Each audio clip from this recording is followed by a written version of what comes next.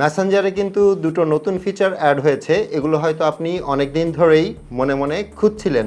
এর মধ্যে প্রথমটা হচ্ছে, আপনি যদি এখন কাউকে কোনো ছবি বা ভিডিও পাঠান, তাহলে সে সেটা একবারই দেখতে পারবে এবং সে চাইলেও সেটার স্ক্রিনশট নিতে পারবে না কিংবা স্ক্রিন রেকর্ড করতে পারবে না, অথবা সেটা ডাউনলোড করে রাখতে পারবে না। আর 2 নাম্বারটা হচ্ছে ডিসঅ্যাপিয়ারিং মেসেজ, মানে আপনি যখন মেসেঞ্জারে কাউকে কোনো মেসেজ পাঠাবেন, তখন একটা নির্দিষ্ট সময় পরে ওই মেসেজগুলো অটোমেটিক্যালি ডিলিট হয়ে যাবে। এই দুটো ফিচারই কিন্তু অনেক ইন্টারেস্টিং এবং অনেকেরই অনেক কাজে লাগবে। আর এটা আপনি কিভাবে করবেন সেটাতে যাওয়ার আগে একটু বলি, আমার এই ইউটিউব চ্যানেল এবং ফেসবুক পেজে আপনারা পাবেন এই ভিডিওটার মতো আরও অনেক ভিডিওস এবং মোবাইল রিলেটেড বিভিন্ন রকমের টিপস অ্যান্ড ট্রিক্স।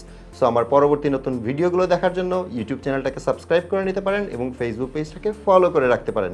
যারা অলরেডি কাজগুলো করে ফেলেছেন, থ্যাংক ইউ সো মাচ। আর এই ভিডিওটা দেখে ভালো লাগলে কিন্তু লাইক মাস্ট। ওকে, প্রথমেই বলি, আপনি কাউকে কিভাবে কোনো একটা ছবি কিংবা ভিডিও পাঠাবেন যেন সে সেটা একবারই দেখতে পারে এবং সেটার স্ক্রিনশট কিংবা স্ক্রিন রেকর্ড যেন সে না করতে পারে কিংবা সে যেন সেটা ডাউনলোড করতে না পারে। এটা দেখানোর আগে আপনাকে একটু চেক করে নিতে হবে গুগল প্লে স্টোরে গিয়ে যে আপনার মেসেঞ্জারটা আপ টু ডেট আছে কি না। আমারটা দেখতে পাচ্ছেন আপডেট করা আছে। আপনার মেসেঞ্জারে যদি আপডেট এসে থাকে তাহলে আগে আপনার মেসেঞ্জার আপডেট করে নেবেন। ওকে, আমি চলে যাচ্ছি আমার ফোনের মেসেঞ্জারে। এখন জাস্ট এক্সাম্পলের জন্য আমি একজনকে একটা ছবি পাঠাচ্ছি। তো নিচে যে ফটো আইকনটা আছে এটার উপর যদি আমি ট্যাপ করি, স্বাভাবিকভাবেই আমার গ্যালারিতে নিয়ে যাবে এবং ফর এক্সাম্পল আমি একটা ছবি চুজ করে নিলাম। এখন যদি আমি এখান থেকে সেন্ড বাটনে ট্যাপ করি তাহলে কিন্তু ছবিটা নর্মালি চলে যাবে আগে যেভাবে যেত। কিন্তু আপনি যেটা করবেন, সেন্ডের বাম পাশে যে এডিট অপশনটা আছে এটার উপর ট্যাপ করবেন এবং এখানে দেখবেন কিপ ইন চ্যাট যে অপশনটা আছে সেটার উপর যদি আপনি ট্যাপ করেন তাহলে ভিউ অনস হবে। এরকম হলে তারপর আপনি সেন্ড করবেন। এখন যদি আমি সেন্ড করি, ছবিটা কিন্তু চলে গেল, আমার এখানে কিন্তু কোনো প্রিভিউ দেখা যাচ্ছে না এবং যাকে আমি পাঠিয়েছি সে সেটা একবারই দেখতে পাবে এবং সে যদি কোনো স্ক্রিনশট নিতে যায় তাহলে স্ক্রিনশট নিতে পারবে না, সে যদি ডাউনলোড করতে চায় তাহলে ডাউনলোডও করতে পারবে না, আর যদি সে স্ক্রিন রেকর্ড করতে চায় সেক্ষেত্রেও সেটা কালো হয়ে যাবে।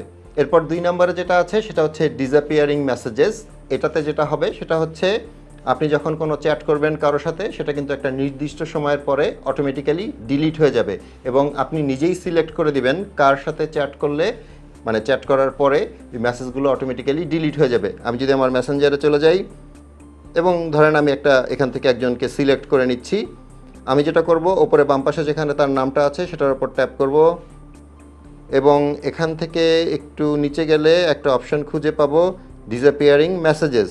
আমি যদি এটার উপর ট্যাপ করি, এখানে দেখতে পাচ্ছেন দুটো অপশন আছে আপাতত, একটা হচ্ছে অফ আর একটা হচ্ছে 24 আওয়ার্স।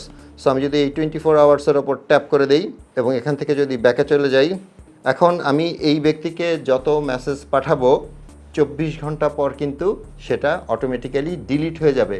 আর এর মধ্যে সে যদি ওই মেসেজের কোনো স্ক্রিনশট নিয়ে রাখে তাহলে সেটার নোটিফিকেশনও কিন্তু আমি পাবো যে আমার এই মেসেজের স্ক্রিনশট সে নিয়ে রেখেছে।